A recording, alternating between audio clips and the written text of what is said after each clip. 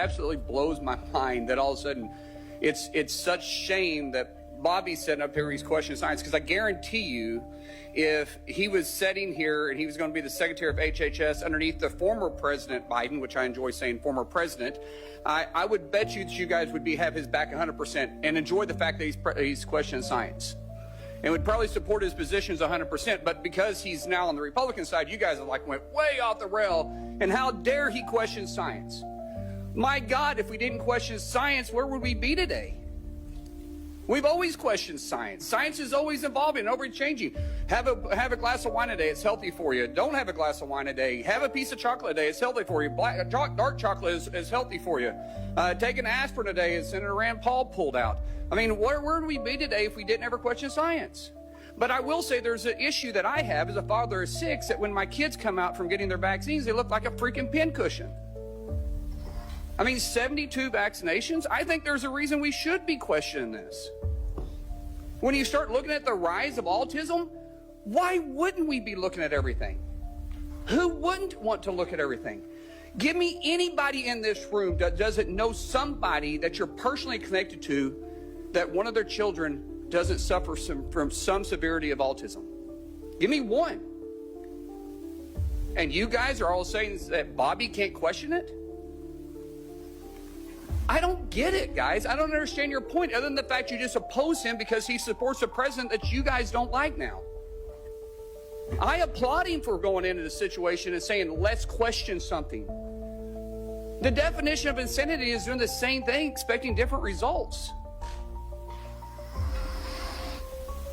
Is it not true that you're supposed to question science? Is anybody going to question the fact that that's not true? Bobby, share the numbers again with me about autism. Where they at when you as a child to where they're at today as my kids are children? There weren't a lot of studies when I was a kid, but the best studies, and really the only studies out there are 2 studies. One shows a rate of about 1 in 10,000, another about 1 in 1,500. And then, there are other estimates in between. Today, it is 1 in every 36 kids, according to CDC. I want to say one other thing. Relevant to the point you just made. In 1963, my uncle awarded John F. Kennedy the highest civilian honor to Francis Kelsey. Francis Kelsey was a young scientist at NIH who came in and objected to the panel having approved thalidomide for American children. All the scientists of that day, they were doing it in Europe, all the scientists of that day and the scientific panels that work for the agency approved, green-lighted thalidomide. She stood up and screamed and fought and risked her job and risked her reputation, and she blocked it in our country. 3 years later, everybody recognized that she was a hero and a savior of our children, because we were not getting the kind of terrible, diabolical deformities as they were experiencing in Europe.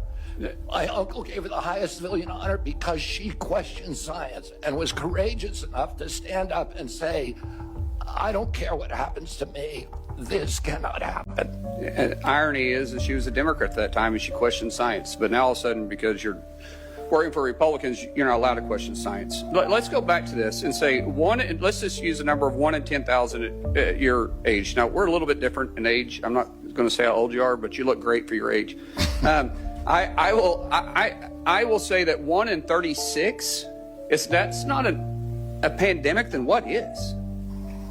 1 in 36, and it used to be 1 in 10,000 have autism now?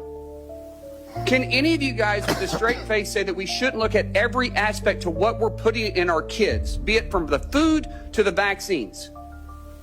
1 in 36, that scares the living daylights out of me. With 6 kids, I could have 36 grandkids.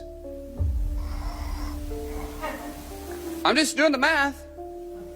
I'm the youngest of 7. My family seems to be pretty active in that area. So I'm not necessarily trying to be funny, but I'm being very serious, guys. We should support the fact that Bobby's questioning it. He's not saying he's against it. He's saying he's going to question it and let the studies follow where they will. And God bless you for doing that. Thank you.